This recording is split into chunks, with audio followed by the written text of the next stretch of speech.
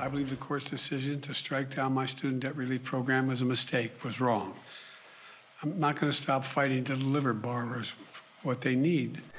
After the Supreme Court ruled to block President Biden's student loan forgiveness program, the President and Secretary of Education say they will be fighting back.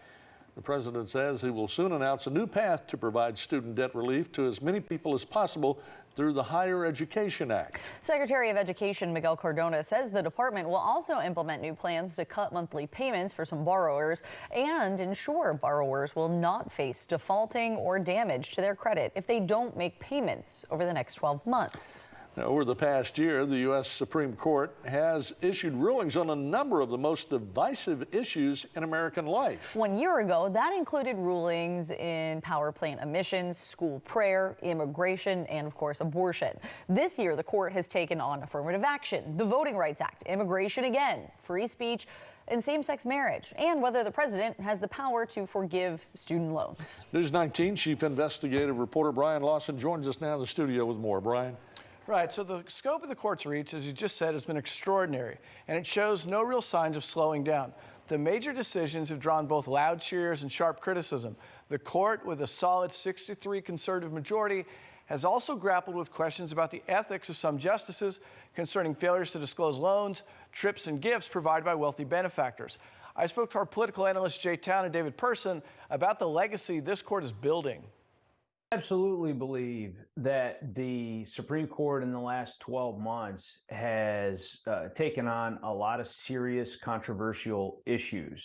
You don't see a court having this broad of a range of issues that are so controversial in our American fabric, in our political discussions, in our social recourse. I do think that the Supreme Court is operating in a manner in which we would expect these justices to rule. They're going to be originalists. They're going to be textualists. They're not going to read into, find a result first and then craft the law and the Constitution around it.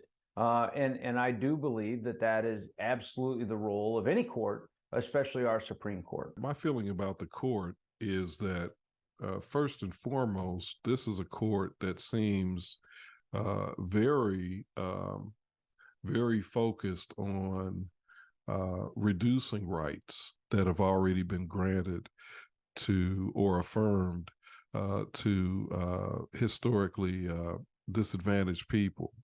That is extremely concerning, and they're doing this in the name of I guess originalist sort of thinking about the Constitution. And of course, I would argue that the originalist, this sort of application of originalist thinking is flawed because the original Constitution was flawed. Now, analyst David Person cited the failure of the original Constitution to address enslaved people, the rights of women and indigenous people as some of those flaws.